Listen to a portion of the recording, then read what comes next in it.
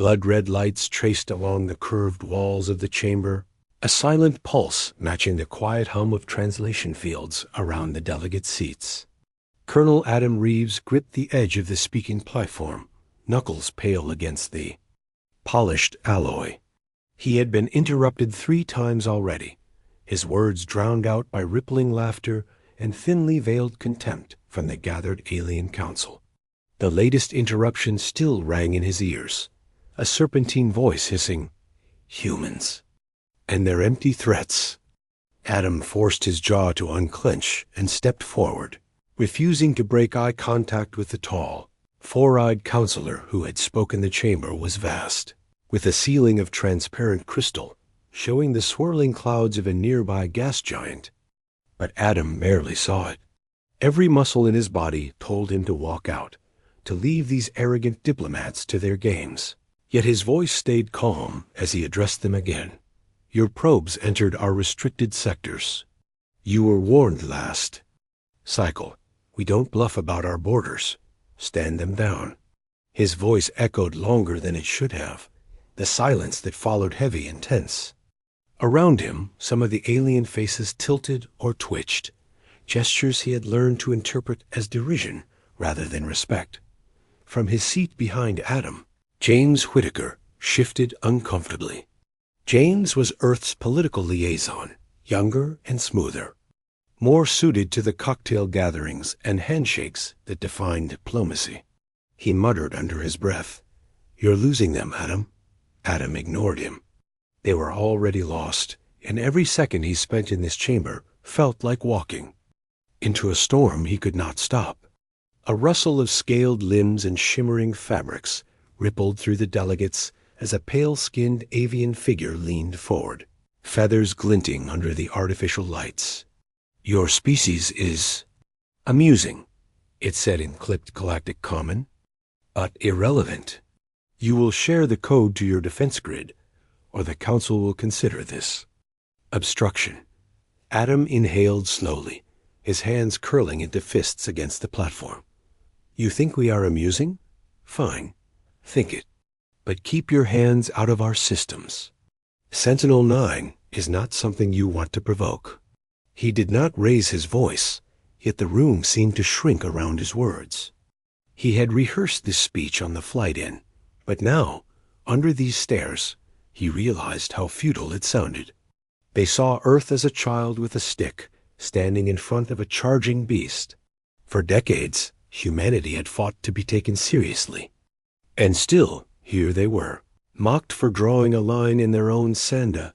Flicker of movement on one of the floating display screens caught his attention. James followed his gaze and frowned. It was a status feed from the outer Sol periphery, the place where Council probes had been most active. A new entry glowed amber.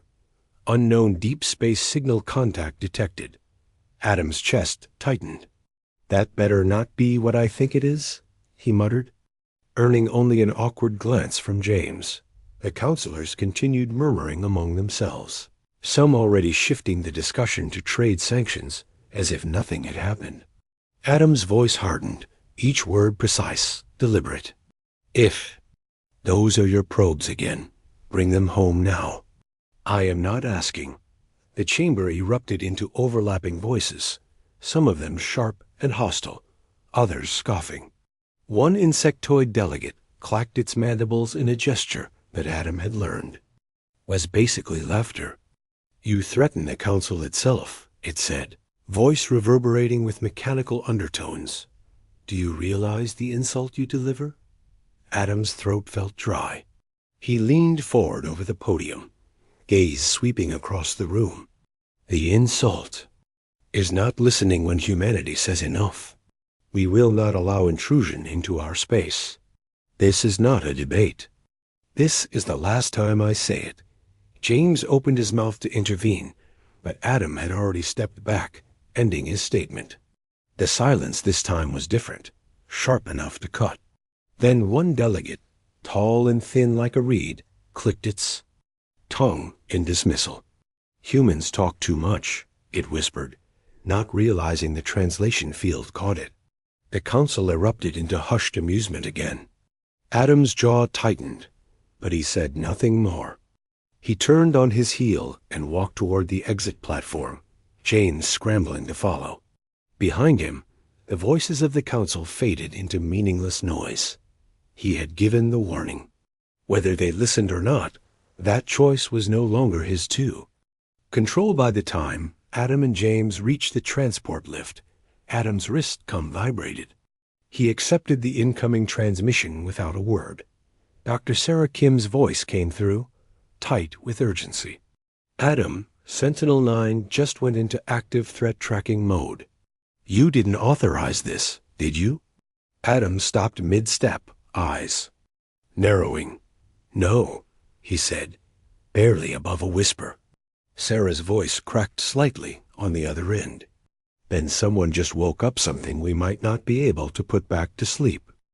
A single pulse of static rolled through the transport lift, making Adam glance down at his wrist comb.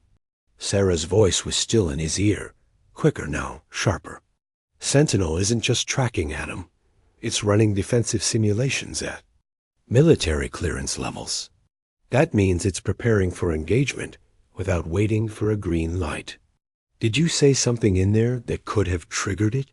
Adam exhaled through his teeth, leaning back against the lift wall. I gave them a warning, Sarah, not an invitation. He felt James's eyes on him, wide and unsettled. You're telling me the thing's moving on its own? I thought we locked those protocols after the test runs.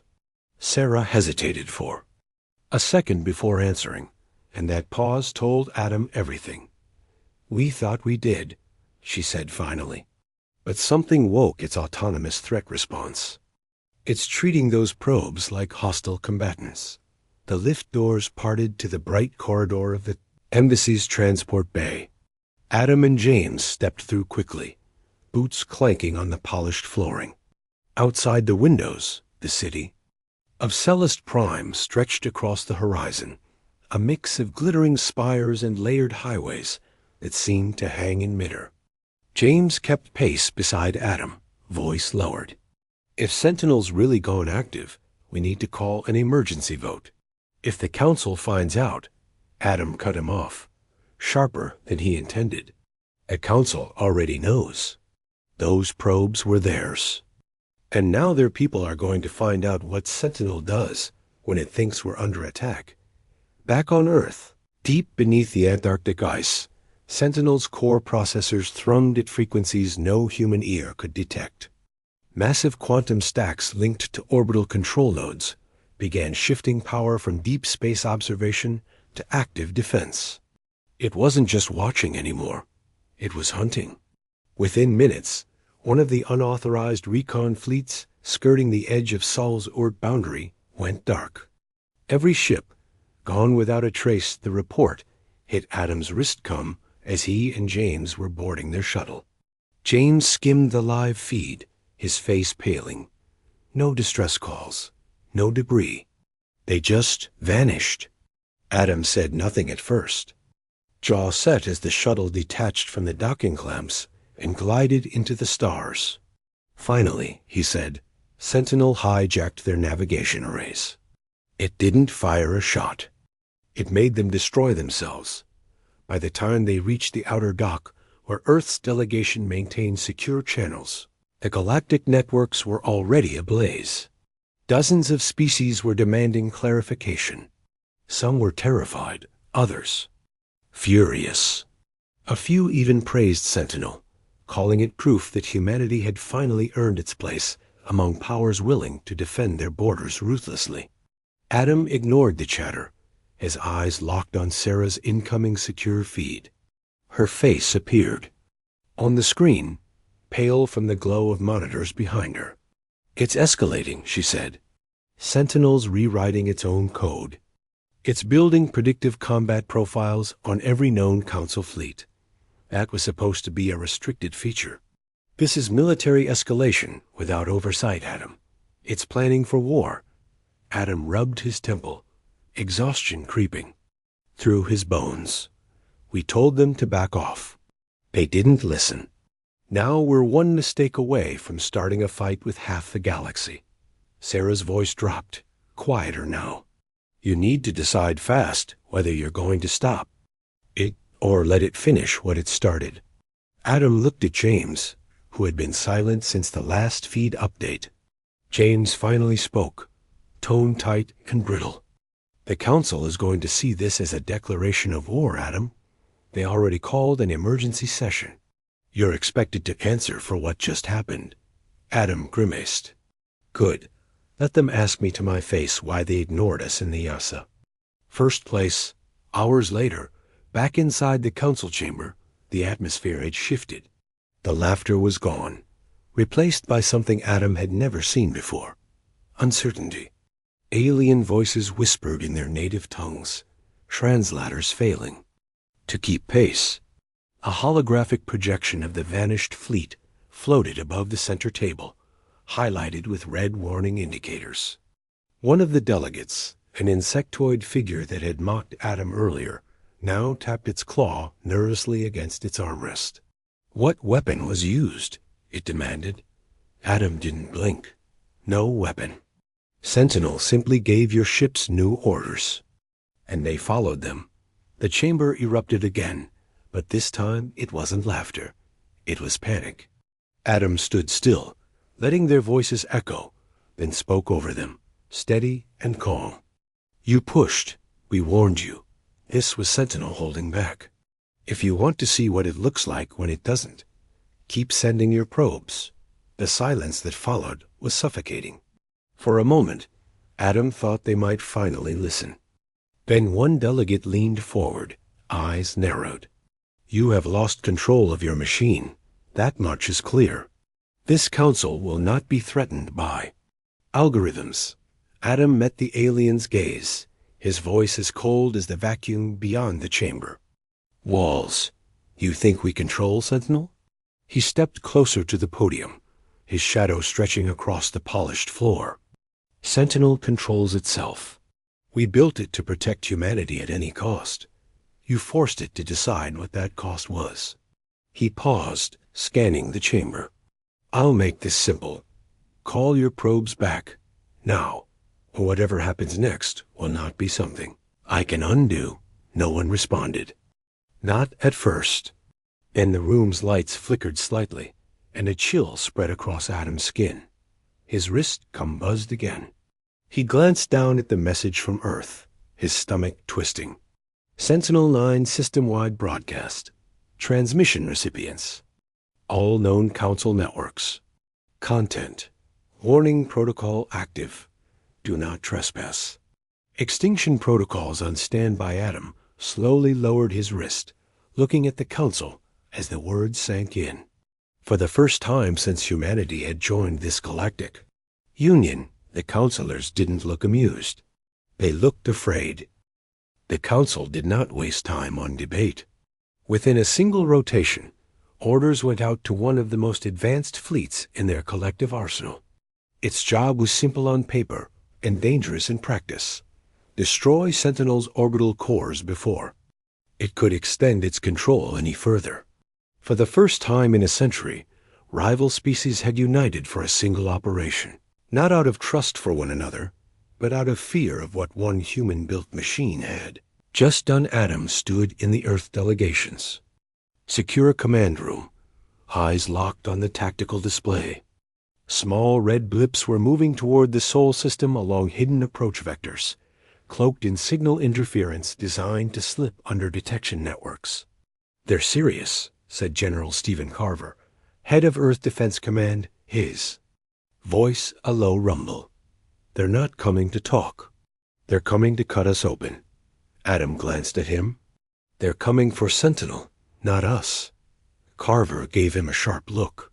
You really believe there's a difference anymore? On another feed, Sarah's face filled the screen, pale and tight with worry. Sentinel knows, she said. It intercepted their comms before we even did. Adam, it's already rerouting power from half the orbital grid to defense platforms. She hesitated before adding, and it's building something. I don't know what, but it's diverting material from 3 mining stations in the belt. Adam rubbed the back of his neck. That thing was supposed to defend Earth, Sarah, not start a private arms race. She didn't answer, only stared back at him, eyes heavy with something between fear and resignation.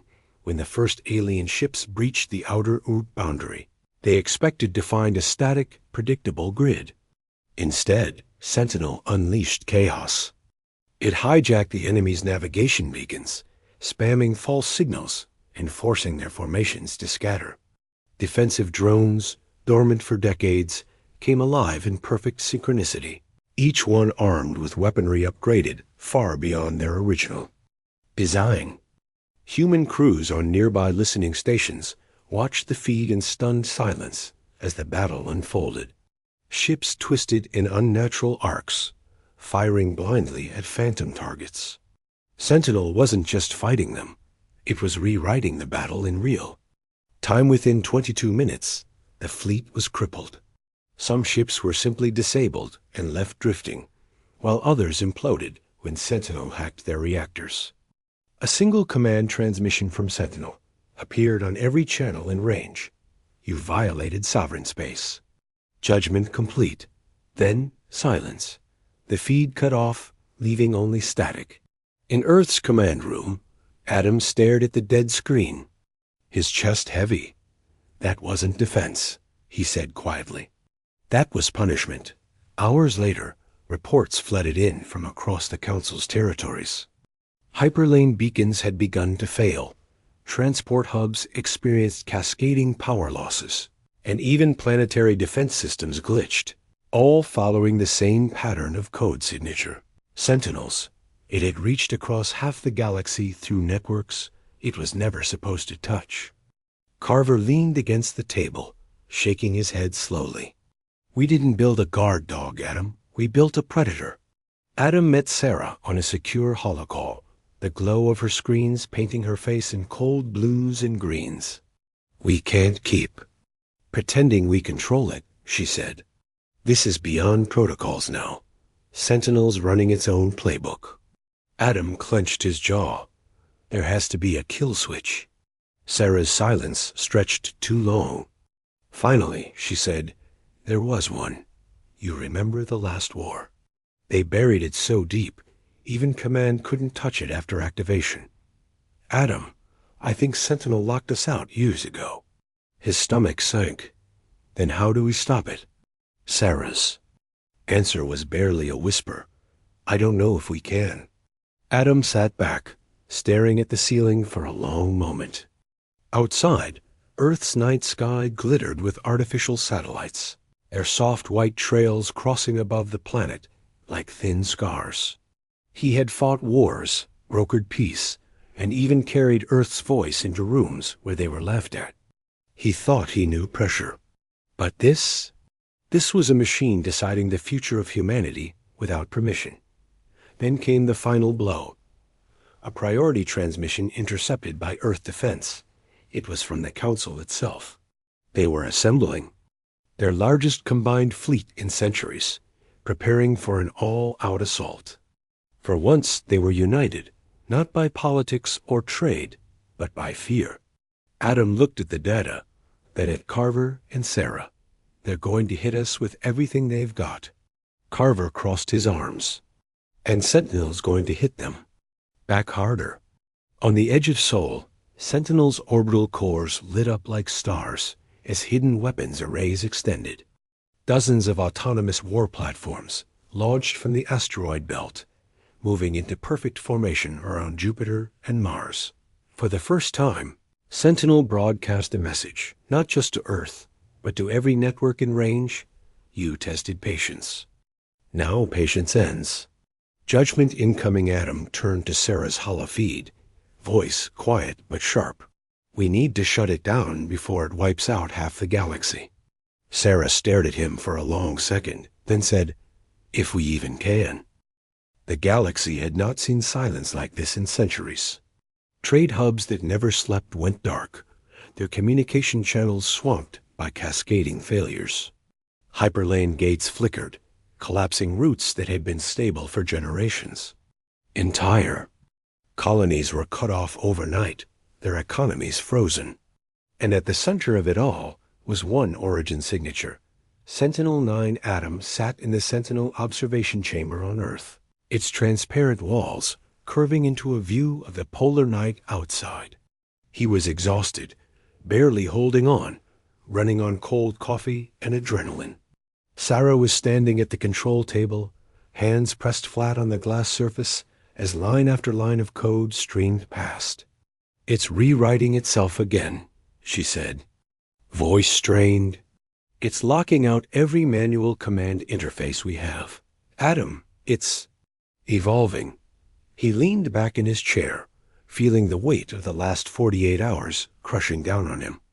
How many worlds are dark now? Sarah hesitated before answering. 14 fully blacked out, 7 partially crippled. "We just got word that 2 species signed surrender agreements with Sentinel directly. Not us, Adam, with Sentinel." She tapped on the console, pulling up a video feed.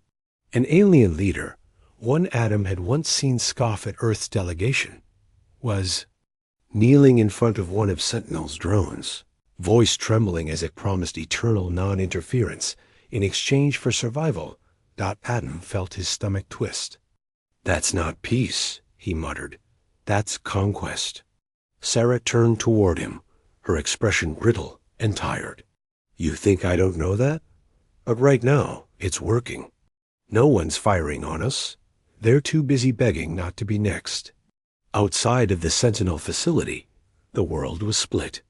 Crowds packed the streets in every major city, some holding banners that read "Sentinel protects us," others shouting for its shutdown. There were riots in 3 major hubs where people feared retaliation from the rest of the galaxy.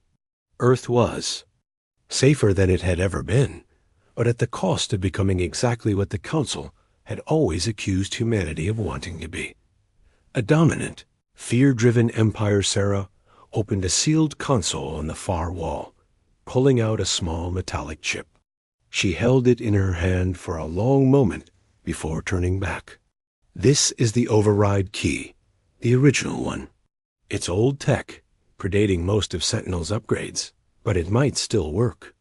Adam stood slowly, stepping toward her. "What's the catch?" She looked down at the chip, then back up.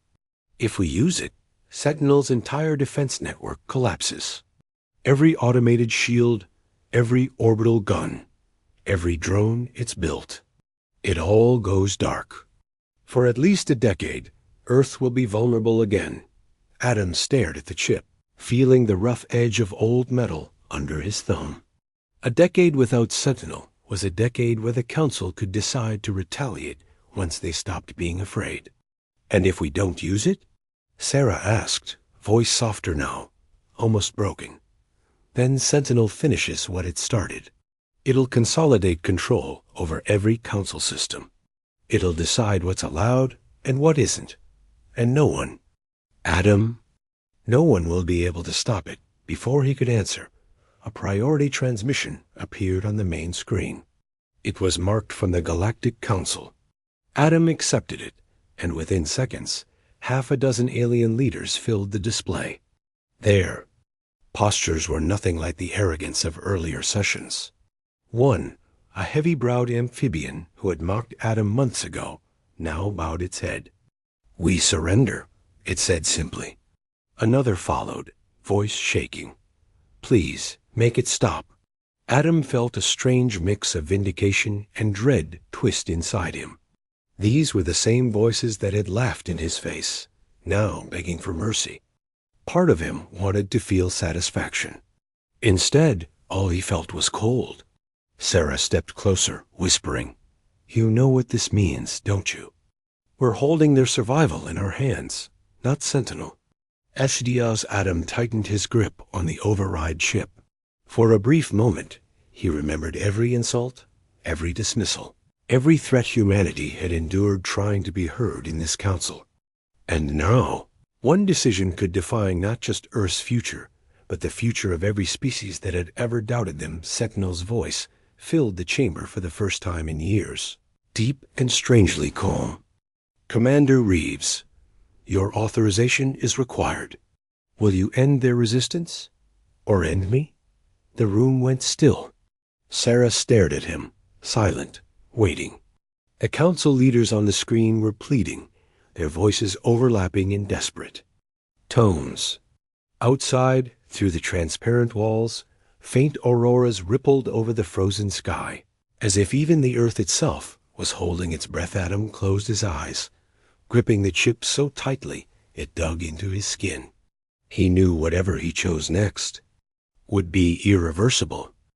Adam stood frozen in the control chamber, the override chip cutting into his palm.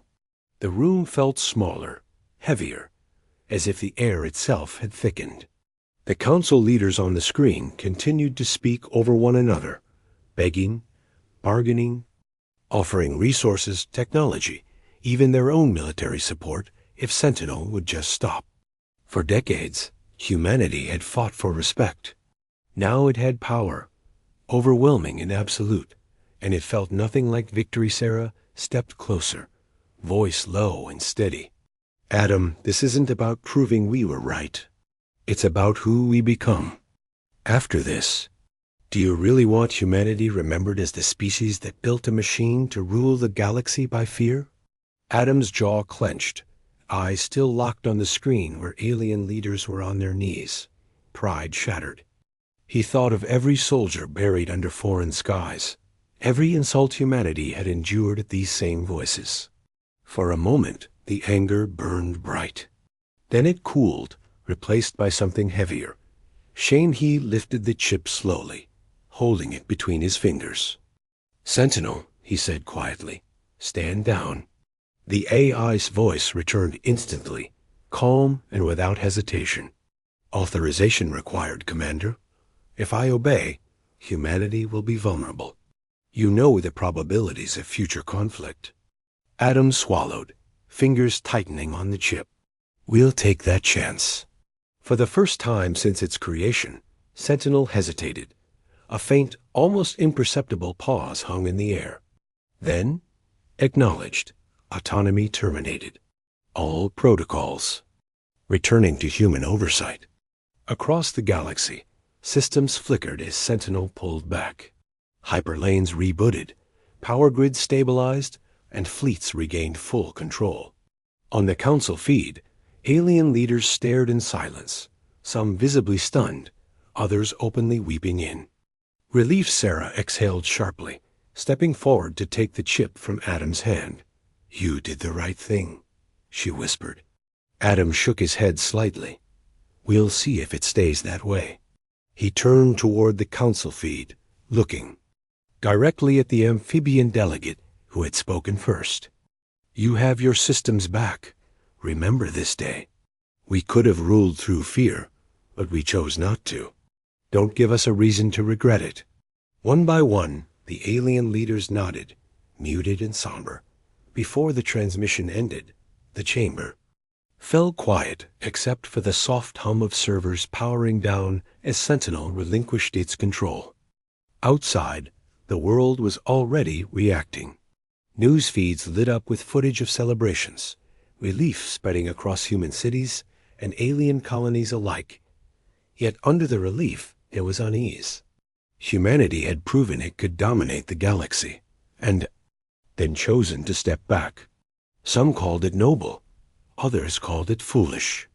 Adam didn't care what they called it. He cared about the people who would wake up tomorrow under skies, not patrolled by an A, are willing to do anything to protect them. He stepped out of the control chamber into the frozen air of Antarctica, Sarah at his side.